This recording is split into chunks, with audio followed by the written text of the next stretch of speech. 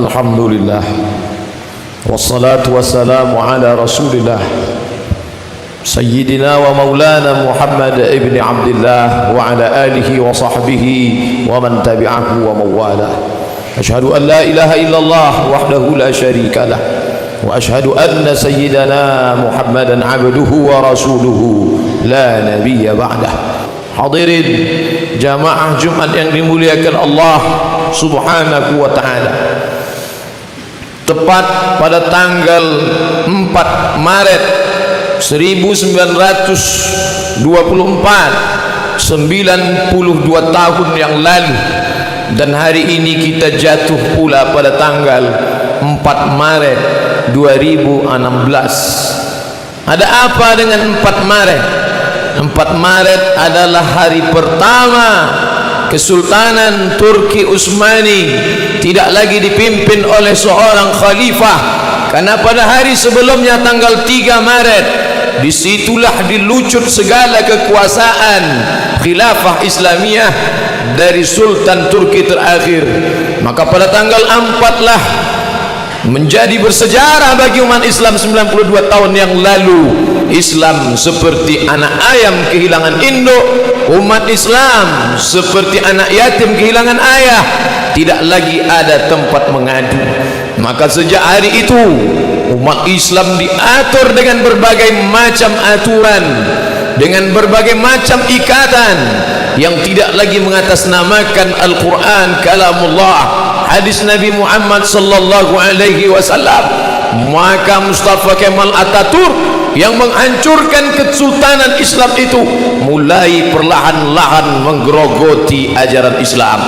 Pertama, masjid yang besar di Istanbul dia robah menjadi museum. Masjid itu dengan tetesan darah dibebaskan dari tangan orang kafir. Dulu kota itu bernama Konstantinopel, didirikan oleh Kaisar Konstantin dari Romawi. Direbut seorang panglima Islam yang namanya sama seperti nama Sayyidina Muhammad sallallahu alaihi wasallam. Nabi berjanji, la taftahunal Konstantiniyah, kalian akan menguasai Konstantinopel. 1000 tahun sebelum itu dikuasai, Nabi sudah memberikan gambar gembira, kalian akan menguasai Konstantinopel. Orang-orang kafir saat itu tersenyum, ini Nabi gila, tukang sihir, majnun, kadzab, pendusta. Dari mana orang Arab Badui yang buta huruf tidak dapat membaca ini mengatakan akan menguasai Konstantinopel? Ternyata ada seorang tua setiap petang memandikan anaknya di seberang sungai. Dia tunjuk ke seberang, wahai anakku, nanti kelak kau akan menjadi seorang yang dewasa, kau akan menjadi panglima perang, dan kau akan menguasai Konstantinopel. Janji nabimu, wahai anakku, anakku, nabimu 1000 tahun yang lalu sudah berjanji bahwa kau akan membebaskan Konstantinopel. Maka dirobahnya nama itu dengan nama Istanbul, dialah Muhammad Al-Fatih. Tapi ternyata Mustafa Kemal Atatürk mengkhianati itu, dia robah masjid besar itu menjadi museum. Lalu kemudian bahasa Arab dia larang, ada yang boleh berbahasa Arab. Lalu kemudian pengeras suara dia larang, tidak ada yang boleh. Kelompok-kelompok umat Islam dihapuskan, tarekat-tarekat tempat berzikir dihancurkan, perempuan-perempuan berjilbab dilarang, bahkan digalakkan memakai rok pendek karena Eropa sudah menjadi kiblat, tidak lagi ke Ka'bah Al-Musharrafah, tidak lagi ke Makkah Al-Mukarramah. Cara pakai orang Eropa, cara hidup orang Eropa, betul kata Allah, lan tanalul birra hatta tunfiqu mimma tuhibbun, kau tidak akan mendapatkan kebaikan sampai kau berikan apa yang kau sayangi. Muhammad Al-Fatih, anak tersayang, diwakafkan ayahnya untuk agama Allah, mendapatkan kemuliaan. Tapi begitu juga dengan orang kafir satu ini, hidupnya dia wakafkan untuk kesalahan, untuk dosa, dan dia merusak yang sudah dibina, dibangun oleh para pendahulunya. Akhirnya seluruh negeri-negeri Islam hancur seperti yang dikatakan Nabi, la yusikanna, aku khawatirkan tak lama lagi masanya kalian akan seperti makanan di atas meja makan. satu menarik kepalanya, yang satu menarik ekornya, yang satu menyobek paha dadanya, semuanya merebut. Sahabat bertanya, atillatun nahnu yauma idzin ya Rasulullah, apakah jumlah kami waktu itu sedikit wahai Rasulullah? Bal antum katsirun, kalian banyak, kalian ramai, lakinnakum ghusaa'un ka ghusa'is sail, tapi kalian seperti buih di tengah lautan, dipukul ombak dihempas gelambang. Itu terjadi pada tahun 1924, hampir sahabat yang lalu. Sejak itulah Yahudi berani. Sebelumnya mereka datang membawa kepingan-kepingan emas kepada Sultan Abdul Hamid, Sultan Turki. Wahai Sultan, izinkan kami membeli tanah Palestina, izinkan kami membeli tanah Palestina dengan kepingan emas ini. Apa jawab Sultan Abdul Hamid? Palestina direbut dengan kalimat Allah, maka haram bagiku menjual tanah Allah dengan segenggam dua genggam emas. Tidak ada yang berani mengambil Palestina. Tapi ketika khilafah Islamiyah itu hancur, maka Inggris dengan leluasa membagi-bagi negeri jajahannya, dan salah satu yang dibagi tercabik adalah Palestina. Hari ini kita gembira bukan main melihat pembangunan Masjidil Haram, Masjidil Nabawi, cantik, indah, harum semerbak. Tapi manakala mata tertuju pada gambar masjid di Palestina, saudara kita dicabik-cabik, saudara-saudari kita perempuan diperkosa haknya, tidak ada yang menolong. Mengapa ini bisa terjadi? Karena orang tidak lagi takut kepada kita, karena kita ramai, tapi tidak ada ketakutan orang walau sedikit pun. Hancur, berkeping, berserak, gelap. Turki dalam kegelapan, negeri-negeri yang berada di bawah kekuasaannya juga. Bicara tentang Turki terlalu jauh. Kita yang berada di Asia Tenggara, apa hubungan kita dengan Turki? Tapi mereka yang membaca sejarah dengan baik, Sultan Hamengkubuwono, Sultan Yogyakarta menunjukkan prasasti bahwa Turki pernah menitipkan kekuasaan kepada Sultan Hamengkubuwono. Buktinya masih dipegang sampai sekarang. Apa maknanya? Bahkan di antara wali songo itu pun, di antara mereka adalah utusan dari Kesultanan Turki. Bukankah Turki itu bermazhab Hanafi? Bukankah orang-orang Turki itu bermazhab Hanafi? Tapi kenapa Sultan yang bermazhab Hanafi mengirim ulama-ulama wali songo bermazhab Syafi'i? Dia mengerti dakwah. Kami memang bermazhab Hanafi, tapi kami tahu nun saudara kami yang jauh di sana mereka bermazhab Syafi'i. Maka mereka kirim para ulama dan dai yang bermazhab Syafi'i demi keutuhan, demi keselamatan. Mereka lah dulu yang menerangi bumi Nusantara ini, yang sebelumnya nenek moyang kita menyembah batu, menyembah lembu, menyembah setan. Tapi begitu dai Islam dari Turki itu datang, semuanya bersyahadat, asyhadu an la ilaha illallah wa asyhadu anna Muhammadan Rasulullah. Maka kejatuhan Turki juga ikut menjadi keruntuhan kita. Apakah malam tak berakhir?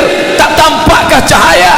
Ternyata di tengah gelapnya sekularisme, di tengah gelapnya westernisasi kebarat-baratan, dalam kekuasaan Islam kalah, dalam politik Islam jatuh, dalam ekonomi berkeping, tapi ada satu titik terang, ada satu yang tidak dihapuskan oleh Mustafa Kemal Ataturk. Apa dia? Madrasah Imam wa Khatib. 1924 masjid tidak lagi ramai, khamar dihalalkan, perjudian, prostitusi, pakaian pendek, semuanya merajalela. Tapi ada satu yang tidak dapat dihapuskan, Madrasah Imam wa Khatib. Ada sekolah khusus untuk imam dan khatib. Pelan tapi pasti, walaupun negara sekuler, walaupun orang mabuk di tengah jalan, walaupun diskotik di mana-mana, Madrasah Imam wa Khatib tetap eksis. Guru-guru dengan keikhlasan mengajarkan Al-Quran, guru-guru dengan lillahi ta'ala mendidik anak-anak. Subhanallah, Masya Allah, dari Madrasah Imam dan Khatib itu hampir seabad lamanya mereka ingin memadamkan cahaya Allah. Yuriduna ayutfi'u nurallah, mereka ingin memadamkan cahaya Allah. Wallahu mutimmu nurihi, tapi Allah menyempurnakan cahayanya. Masya Allah, ada satu yang tak padam, Madrasah Imam wa Khatib. Dari sekolah imam dan khatib ini lahirlah seorang pemimpin yang hari ini disegani dunia, yang berani duduk meletakkan tapak kakinya di wajah Simon Peres laknatullah alaih. Dia berani menunjuk wajah Simon Peres. Inilah orang yang berani membunuh anak-anak Palestina. Ya qatilul abriya, wahai engkau yang berani membunuh anak-anak Palestina. Laki-laki itu bernama Erdogan, seorang alumni dari madrasah imam dan khatib. Kita boleh kalah dalam bidang ekonomi, kita boleh kalah dalam bidang politik, tapi ada satu yang tak pernah mati: pendidikan Islam. Mari kita tanamkan agama Islam di dalam diri anak-anak kita. Banyak orang yang tidak sabar dengan keadaan ini, lalu mereka menempuh jalur kekerasan, radikalisme, bunuh, bakar, hancurkan. Ini bukan ajaran Islam. Islam datang dengan kelembutan. Ud'u ila sabili rabbik, ajak mereka ke jalan Tuhanmu bil hikmah, dengan kata-kata yang santun dan lembut, wal mau'izatil hasanah, dengan curi tauladan, contoh yang baik, keteladanan, keagungan, kemuliaan. Andai dia ingin berdebat, debatlah dia. Wajadilhum, debatlah billati hiya ahsan, dengan cara yang lembut, dengan cara yang santun, dengan cara yang baik. Di lokal itu guru tetap mengajarkan Bismillahirrahmanirrahim, Alif Lam Mim. Ternyata keikhlasan itu berbuah. Hari ini Eropa, Amerika gentar ketika disebut nama Erdogan. Kenapa? Karena di dalam diri itu ada kekuatan. Allah berjanji, wa may yartadda minkum an dinih, siapa di antara kamu yang murtad, kalian tinggalkan agama ini, fasawfa ya'tillah, Allah akan ganti. Andai murtad semua orang ini, apakah Allah rugi? Wa may yanqalib ala aqibaihi, siapa yang meninggalkan agama ini, falan yadurrallaha syai'a, Allah tidak rugi walau sedikit pun. Allah tidak akan merasa rugi walau sedikit pun. Ketika semua orang Turki meninggalkan Islam, ketika mereka merubah masjid menjadi museum, ketika mereka melarang perkumpulan, apakah rugi Allah? Wa may yartadda minkum an dinihi, siapa yang murtad meninggalkan agama ini, fasawfa ya'tillah, Allah akan ganti. Dengan apa Allah mengganti? Biqaumin, dengan sekelompok orang, yuhibbuhum wa yuhibbunah, Allah cinta kepada mereka dan mereka pun cinta kepada Allah. Yujahiduna fi sabilillah, mereka berjihad di jalan Allah dan mereka tidak takut sedikit pun, karena yang mereka perjuangkan adalah bumi Allah, yang mereka tolong adalah hamba-hamba Allah, dan mereka mengharapkan balasan hanya dari Allah Subhanahu wa taala. Setiap pagi, petang, siang dan malam kita katakan, innaka la tukhliful mi'ad, engkau tidak ingkar janji. Itu terlalu jauh Bapak Khotib, itu terlalu jauh Pak Ustaz, itu tidak terjadi di tempat kita. Bisa saja terjadi. Jangan bangga dengan masjid yang besar, jangan bangga dengan masjid yang megah. Kurang megah apalagi masjid Hagia Sophia yang mereka robah menjadi museum. Kurang hebat apalagi masjid Al-Amra, masjid Cordoba di Spanyol. Tapi hari ini orang tidak lagi boleh sholat di sana. Di tempat mihrabnya terpancang palang salib terbesar di Spanyol. Itu terjadi di mana saja. Kalau tidak kita wariskan agama Islam ini untuk anak cucu kita di masa akan datang, apa yang terjadi di Turki bisa juga terjadi. Embrio-embrionya, bibit-bibitnya sudah nampak hari ini. Negeri Islam lebih 80% Muslim, raksasa. Tapi raksasa itu pengecut. Orang tidak lagi takut pada raksasa itu. Dengan menantang, mereka berani mencalonkan diri sebagai kepala daerah di negeri markas Islam, di negeri pusat Islam, di negeri simbol Islam. Apa artinya? Tidak lagi ada ketakutan kepada umat Islam. Umat Islam bisa dibeli dengan materi. Asabakumul wahnu, kalian terkena penyakit wahan, kalian kena penyakit wahan. Sahabat bertanya, wa mal wahnu ya Rasulullah, apa wahan itu wahai Rasulullah? Rasul menjawab, hubbud dunya, hubbud dunya, kalian terlalu cinta pada dunia. Wa karahiyatul maut, kalian takut mati, kalian takut meninggalkan dunia. Maka itulah yang membuat umat ini tidak dihargai. Musuh-musuh bisa membeli iman kita, membeli baju kita, membeli akidah kita. Islam KTP-nya, Islam bapak ibunya, tapi imannya sudah dibeli orang lain. Suaranya dibeli dengan harga 500.000, dengan 50.000 serangan fajar. Mereka tersenyum. Orang yang tidak mandi wajib dan tidak bersunat itu berani menjadi pemimpin kita. Maka Islam tidak mengajarkan itu. Barakallahu li wa lakum fil Qur'anil azim, wa nafa'ani wa iyyakum bima fihi minal ayati wa dzikril hakim, wa taqabbala minni wa minkum tilawatahu innahu huwal ghafurur rahim.